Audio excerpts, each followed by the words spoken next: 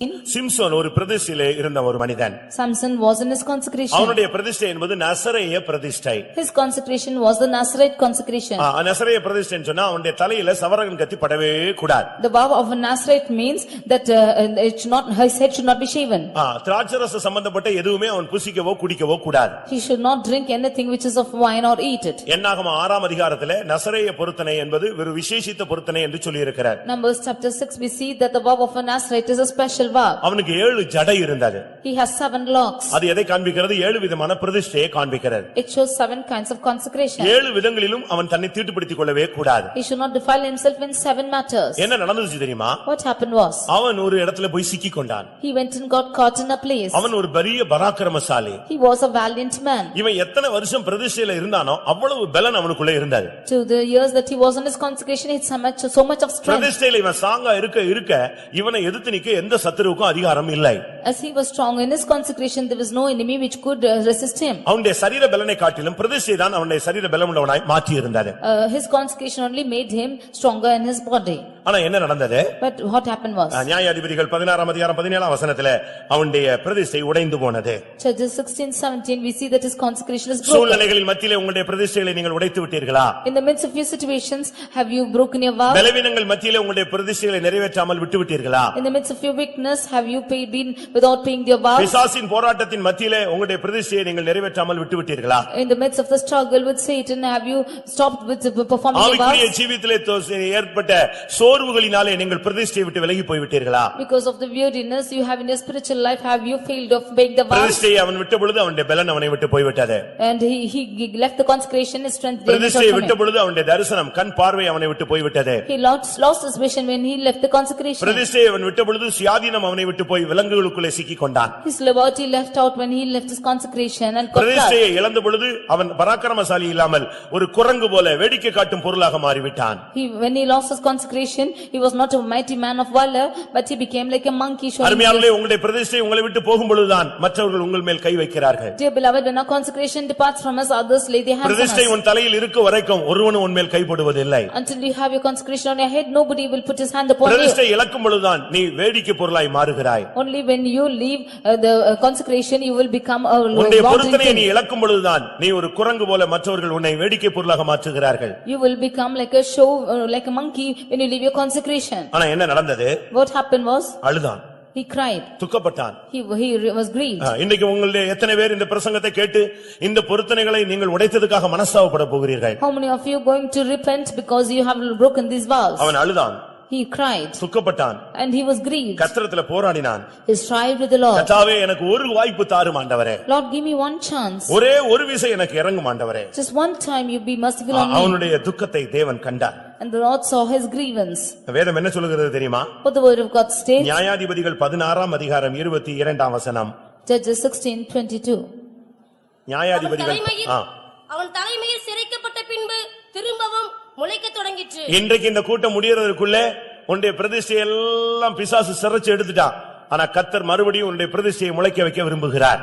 Satan has shaven all the consecrations which you have made, but the Lord before the end of this meeting is உன்னுடைய beginning பலன் to உன்னை grow. விட்டு போய் விட்டது, உன்னுடைய கிருபை உன்னை விட்டு போய் விட்டது, உன்னுடைய வரங்கள் உன்னை விட்டு போய் விட்டது, உன்னுடைய விசுவாசம் உன்னை விட்டு போய் விட்டது, உன்னுடைய பரிசுத்தம் உன்னை விட்டு போய் விட்டது.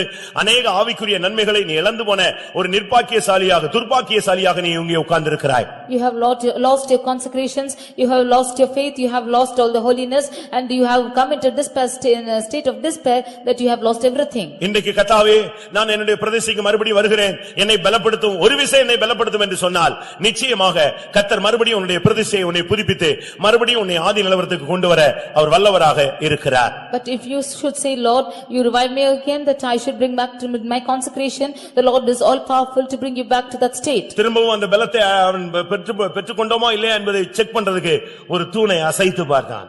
He began to shake a pillar if he had got the strength again. இன்றைக்கு நீ மறுபடியும் பொருத்தனை பண்ணிப்பார், அந்த பலன் உனக்கு திரும்பி வரும். You make that consecration again today and that strength will come back to you. கர்த்தருடைய பரிசுத்த நாமத்துக்கு மகிமை உண்டாவதாக. Glory be to the name of the Lord. யோனா தீர்க்கதரிசியின் புத்தகம் 2ஆம் அதிகாரம் 9ஆம் வசனத்திலே யோனா மீன் வயிற்றிலிருந்து ஒரு பொருத்தனை பண்ணினான். Jonah 2:9 we see that Jonah made a consecration in the belly of the fish. எங்க இருந்து பொருத்தனை பாருங்க. Where did you make a consecration? நல்லா இருக்கும் போதெல்லாம் இவனுக்கு பொருத்தனை வராது. Or when you are in good state, this vow will not come. இப்ப மீன் வயித்துக்குள்ள இருந்துட்டு அங்கிருந்து ஒரு ஜெபம் பண்றான், கர்த்தாவே நான் பொருத்தனைகளை என்னுடைய பலிகளை உம்முடைய சன்னிதானத்திலே வந்து செலுத்துவேன். Being in the belly of the fish, he is making a vow that he will pay it in his presence. இது எதை காண்பிக்கிறது? What does this show? 66ஆம் சங்கீதம் 14ஆம் வசனத்தின்படி Psalm 66 verse 14. நான் இக்கட்டில் என் பொருத்தனைகளை செலுத்தினேன். In my distress I offer my vows. இக்கட்டான நிசேனத்துல நம்ம தான் பொருத்தனை பண்ற ஆரம்பிக்கிறோம். In the time of distress alone he is making his vows. மரண படுக்கையில், in the time of deathbed. சில குடும்பங்கள்ல புருஷன் மனைவி சில பிரதிஷ்டை பண்ணுவாங்க. நீங்க ரெண்டு பேரும் ஒருமித்து உட்கார்ந்து ஜெபித்து நீங்க ஆலோசிச்சு சில பிரதிஷ்டைகளை பண்ணணும். In some families husband and wife will make consecrations that you should we mean together and make such consecrations. நீ ஒற்றை மாட்டு வண்டி அல்ல. You are not the one புரியுதா? to plow one cow. புரியுதா? அந்த மாட்டு வண்டியில ஒரு மாடு இழுத்துட்டு போவோம், அது விழுந்தாலும் பிரச்சனை கிடையாது. ஆனா நீ ரெட்டை மாட்டு வண்டி, நீ ஒன்னு விழுந்தினா எல்லாமே விழுந்துதான் கிடக்கும். In the bullock cart, if both are going together, it will be solved, but if it's going on individual way, it will not be coming together. அதனால புருஷனோ மனைவியோ குடும்பத்துல உள்ளவங்க ஒரு பிரதிஷ்டை பண்றானா புருஷன்ட்ட சொல்லுங்க, மனைவிட்ட சொல்லுங்க, ஒரு தீர்மானம் எடுங்க, ஒருமித்து ஜெபம் பண்ணுங்க, உபவாசம் போட்டு அதுக்கு பிறகு நீங்க எந்த ஒரு பிரதிஷ்டையும் தெய்வீகத்துக்கு பண்ணுங்க. If the husband or wife are making a vow, you be together and pray and fast, and finally you make a vow like this. இங்க என்ன சொல்லி இருக்கிறது? What is told here? இக்கட்டில மீன் வயித்துல கிடக்கும்போது ஒரு பிரதிஷ்டை. In the belly's fish is making a vow. அப்படி ஏதாவது பண்ணிருக்கீங்களா? Or have you made such a vow? அப்படி ஏதாவது தீர்மானம் பண்ணிருக்கீங்களா? Have you made such a vow? எல்லாரும் பண்ணுவோம் அப்படி. All of us have made like எல்லாம் this. நானும் பண்ணிருப்பேன், நீங்களும் பண்ணிருப்பீங்க. Both me and you would have made பிரச்சனை it. உச்ச கட்டத்துக்கு வந்தாதான் நம்ம ஆளுங்க பிரதிஷ்டை இந்த தேர்தல் வாக்குறுதி மாதிரி பண்ணி விட்டுருவோம். When the problems are going high above, we make such அதுக்கு பிறகு consecrations. மறந்து போயிடக்கூடாது பிரியமானவர்களே. After that we should not forget நீ him. மறந்தாலும் அவர் மறக்க மாட்டாரு. If you should forget, he will not forget it. அதனால நீங்க பொருத்தனைகளை நினைவில் வைத்துக் கொள்ளுங்கள். You should keep in your mind all the vows. இந்த பொருத்தனைகளை நீ செலுத்தினால் என்ன நடக்கும்? If you should pay the vows, what will happen?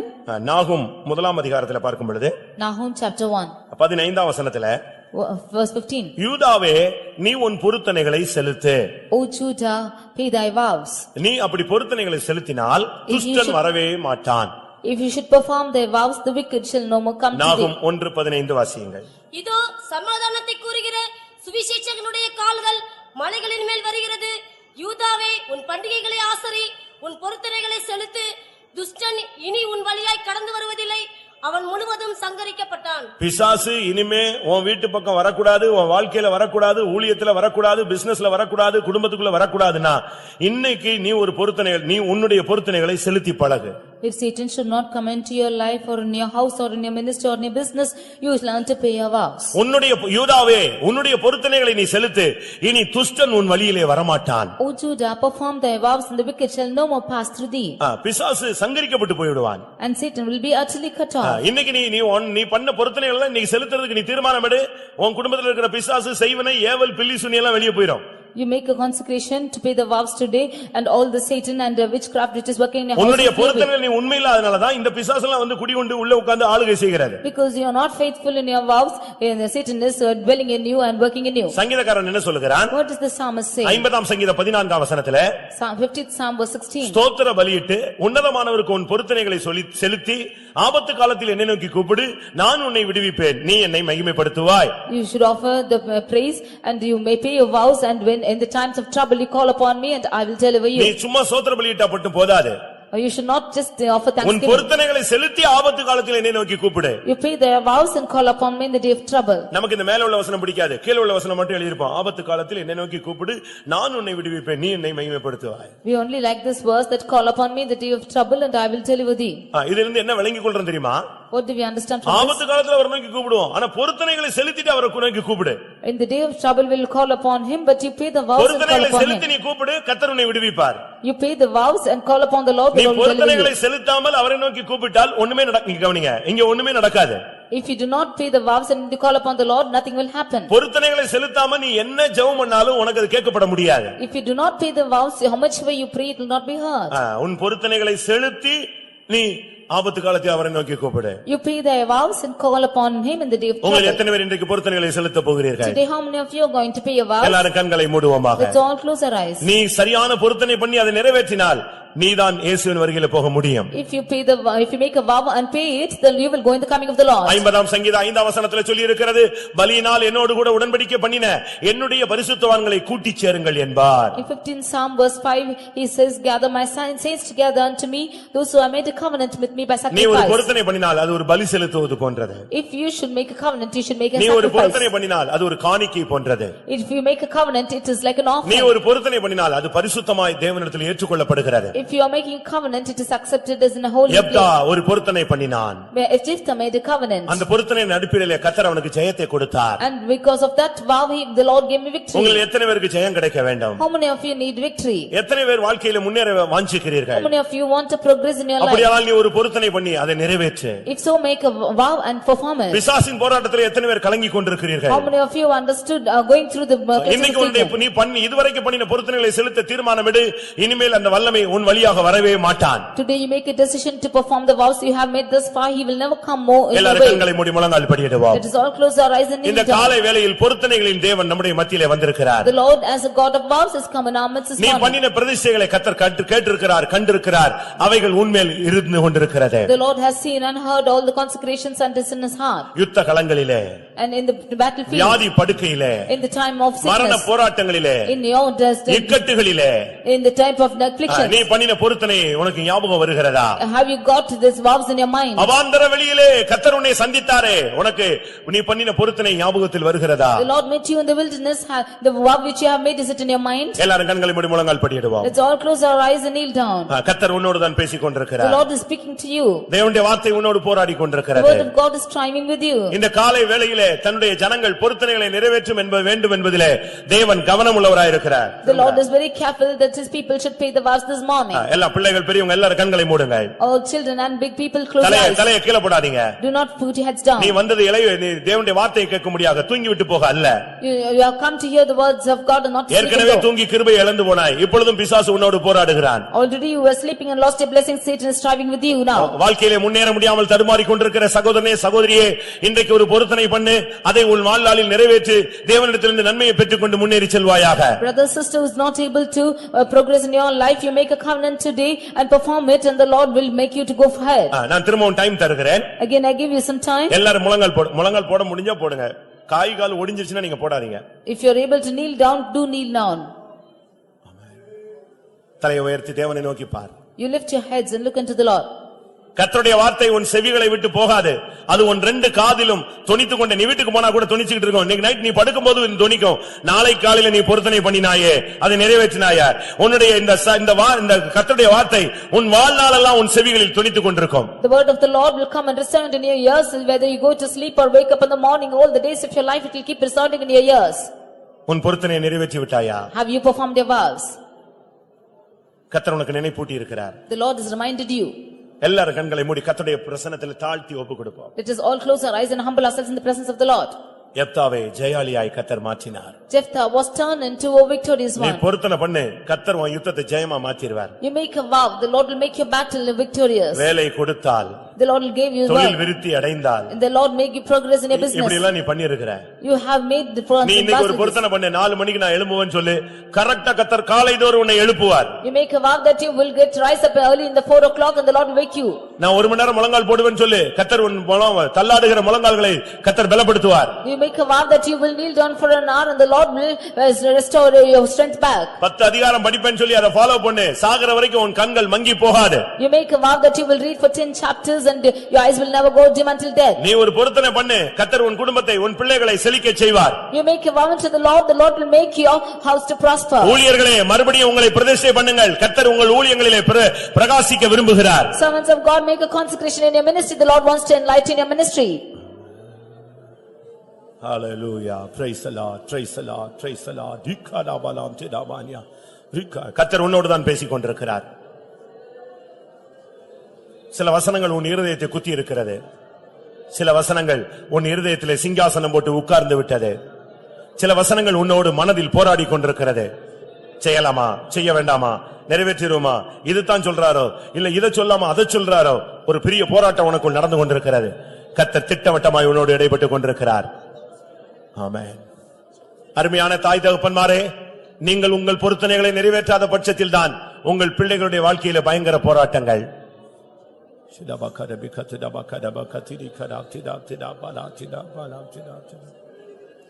கர்த்தர் உன்னோடு இடைப்பட்டுக் கொண்டிருக்கிறார். பிரதிஷ்டையை மாற்றாதே, கண்ட இடங்களில் செலுத்தாதே,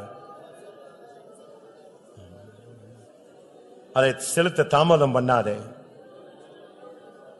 பொருத்தனை பண்ணிவிட்டு யோசிக்காதே, துக்கத்தோடு செலுத்தாதே, பண்ணிவிட்டு மறந்து விடாதே, கர்த்தர் உணர்த்தியும் நீ அசதியாய் திரும்பி போய்விடாதே. உன் சபைக்காக, உன் ஊழியத்திற்காக, சபை விருத்திக்காக ஒரு பொருத்தனை பண்ணு. உன் பொருத்தனைகளை செலுத்து. துஷ்டன் இனி உன் வழியில் வரவே மாட்டான். பிரதிஷ்டை உடைந்து போனது என்று நீ தடுமாறிக் கொண்டிருக்கிறாயோ, இன்றைக்கு மறுபடியும் கர்த்தருடைய சன்னிதானத்தில் ஒரு பிரதிஷ்டை பண்ணு. உன் பிரதிஷ்டை முளைக்கட்டும், சத்துரு மறுபடியும் நடுங்கட்டும்.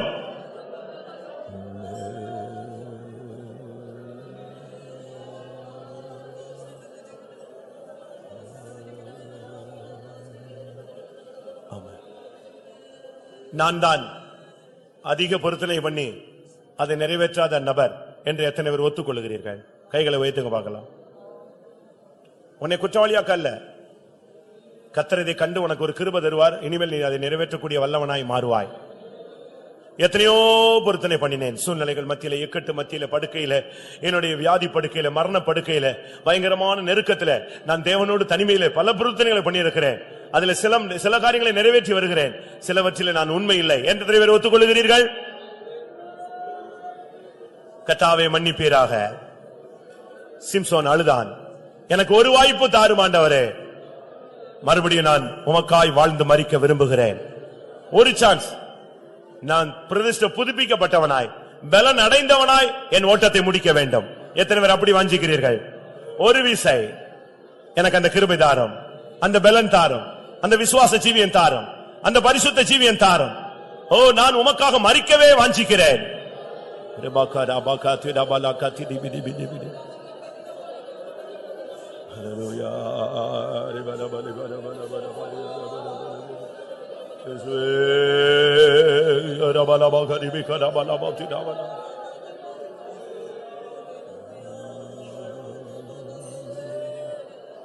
நீ பிரதிஷ்டை பண்ணி அதை நிறைவேற்றினால் உன் வழியில் தேவன் வந்து கொண்டே இருப்பார். நீ பிரதிஷ்டை பண்ணி அதை நிறைவேற்றாத பட்சத்தில் உன் வழியில் துஷ்டன் வந்து கொண்டே இருப்பான். இதிலிருந்து நீ கணக்கு வைத்துக் கொள்ளலாம், நிறைவேற்றி இருக்கிறாயா இல்லையா. இன்றைக்கு கர்த்தர் அவனை சங்கரிக்க போகிறார். யூதாவே, உன் பொருத்தனைகளை செலுத்து, துஷ்டன் சங்கரிக்கப்பட்டு போவான். இனிமேல் அவன் உன் வழியில் வரமாட்டான். ஹல்லேலூயா. உங்கள் எத்தனை பேர் நீங்கள் மறுபடியும் பொருத்தனைகளை நிறைவேற்ற ஒப்புக் கொடுக்கிறீர்கள்? பொருத்தனைகளை தோற்று போனவர்கள் கைகளை உயர்த்தினீர்கள், நல்லது. இன்னைக்கு நான் மறுபடியும் என்னுடைய பொருத்தனையை நிறைவேற்ற வாஞ்சிக்கிறேன். என் வாழ்நாள் எல்லாம் நான் அதில் உண்மையா இருக்க வாஞ்சிக்கிறேன். கர்த்தர் என்னை பலப்படுத்தினால், எனக்கு அந்த கிருபையை தந்தால், அந்த அபிஷேகத்தை தந்தால், அந்த விழிப்பின் ஆவியை தந்தால், அந்த சுகத்தை எனக்கு தந்தால், அந்த ஐஸ்வர்யத்தை எனக்கு தந்தால், நான் அதை உண்மையாய் நிறைவேற்றுவேன் சொல்றவங்க கைகளை வைத்துங்க பார்க்கலாம். கர்த்தர் உன்னுடைய கரத்தை பார்த்து உன்னை ஆசீர்வதித்து அங்கீகரிக்க போகிறார். அல்லேலூயா. உன் வேதனை அவருக்கு தெரியும். நீ பண்ணுகிற பொருத்தனைகளை கர்த்தர் இன்றைக்கு கேட்கிறார். அல்லேலூயா. உன்னை பலப்படுத்தி அதை நிறைவேற்ற வைப்பார். ஆமென், ஆமென். மறுபடியும் சத்துருவை நடுங்க வைப்பார். ஆமென். மறுபடியும் உனக்கு விரோதமாய் கட்டப்பட்ட கோட்டைகளை விழ வைப்பார். துஷ்டனை கர்த்தர் சங்கரிக்க போகிறார்.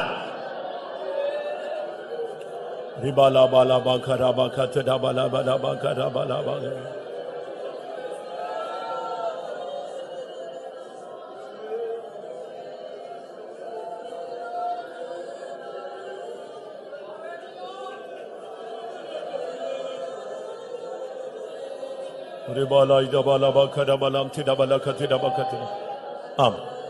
கர்த்தர் எனக்கு கிருபை தந்தால் இனி வாழ்நாளெல்லாம் கிருபை, நான் பொருத்தனை நிறைவேற்றுவேன் சொல்ற வாலிபர்கள் எத்தனை பேர்? கர்த்தர் எனக்கு கிருபை தந்தால் இன்னைக்கு இந்த கர்த்தருடைய சன்னிதானத்துல நான் பண்ண பொருத்தனையை நிறைவேற்றி காண்பிப்பேன். நஷ்டம் வந்தாலும் பரவாயில்ல, என்ன வந்தாலும் சரி, நான் இனிமே பொருத்தனையில உண்மையா இருக்க போறேன்னு சொல்றவங்க சொல்லுங்க. கர்த்தர் அதுக்கு ஒரு கிருபையை இப்பொழுது உங்கள் சரீரத்திலே, உங்களுடைய மனதிலே, உங்களுடைய ஆத்மாவிலே, உங்களுடைய வாழ்க்கையிலே, உங்களுடைய ஊழியத்திலே கர்த்தர் அந்த பலனையும் கிருபையும் அனுப்ப போகிறார்.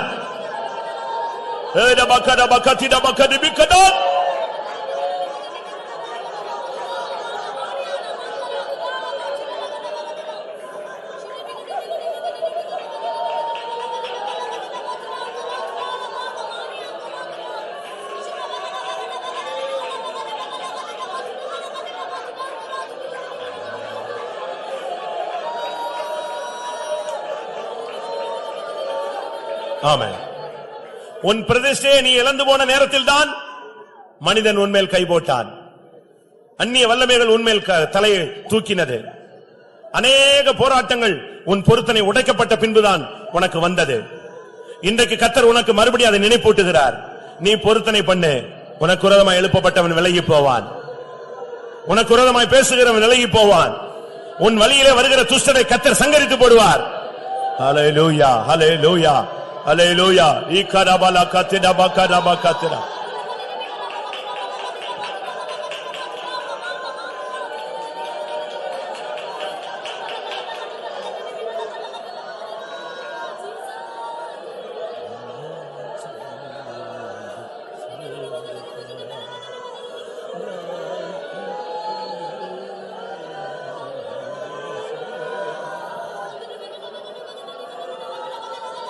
ஆமென்.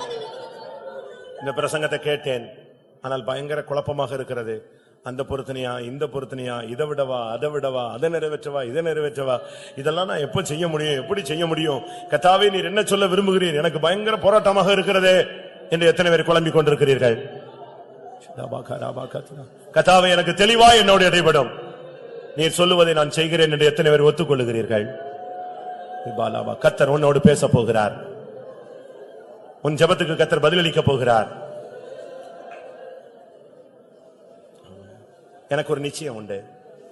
கர்த்தர் ஒரு அபிஷேகத்தோடு வந்திருக்கிறார். பொருத்தனை பண்ண சொன்னவர் அதை நிறைவேற்ற உனக்கு சக்தியை கொடுக்க போகிறார். உன்னோடு பேசிக் கொண்டிருந்தவர், சத்தியத்தை அனுப்பி கொண்டிருந்தவர், சத்தியத்தோடு கிருபையும் அனுப்பி கொண்டே இருக்கிறார். ஹல்லேலூயா, ஹல்லேலூயா. பலபகரபகதபா.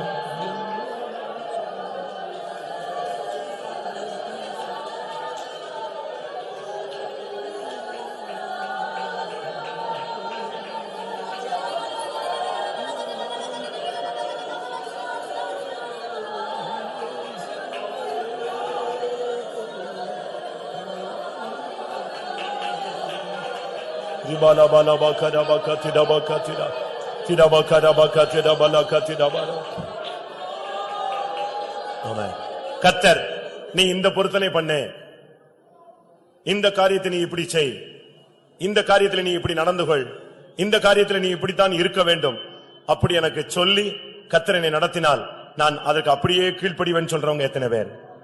கீழ்ப்படிவுகளை கொண்டுதான் பரலோக ராஜ்யம் கட்டப்படுகிறது.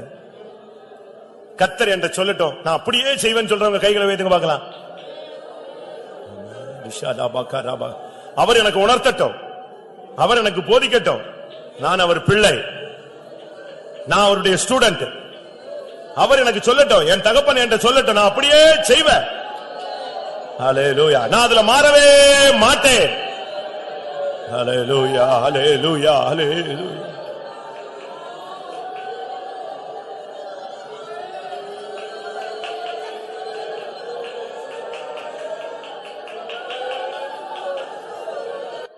என்ன நான் செய்ய வேண்டும் சொல்லுங்கப்பா, என்ன நான் செய்ய வேண்டும் சொல்லுங்கப்பா, நான் கீழ்ப்படிவேன், இன்றே செயல்படுவேன். நான் கீழ்ப்படிவேன், இன்றே செயல்படுவேன். இனி வாழ்ந்து காட்டுவேன், என்னை நம்புங்கப்பா. இனி வாழ்ந்து காட்டுவேன், என்ன நம்புங்கப்பா, என்ன நம்புங்கப்பா, என்ன நம்புங்கப்பா, என்ன நம்புங்கப்பா, என்ன நம்புங்கப்பா. பிரியமானவர்களே, உங்களில் எத்தனை பேர் கர்த்தாவே நான் என்ன செய்ய வேண்டும்? அந்த சாமுவேல் சொன்னா, கர்த்தாவே சொல்லும், அடியேன் கேட்கிறேன். நான் உம்முடைய பிள்ளை, நான் உம்முடைய குழந்தை, உம்மை நம்பியே உம்முடைய பாதத்தில் கிடக்கிறேன்.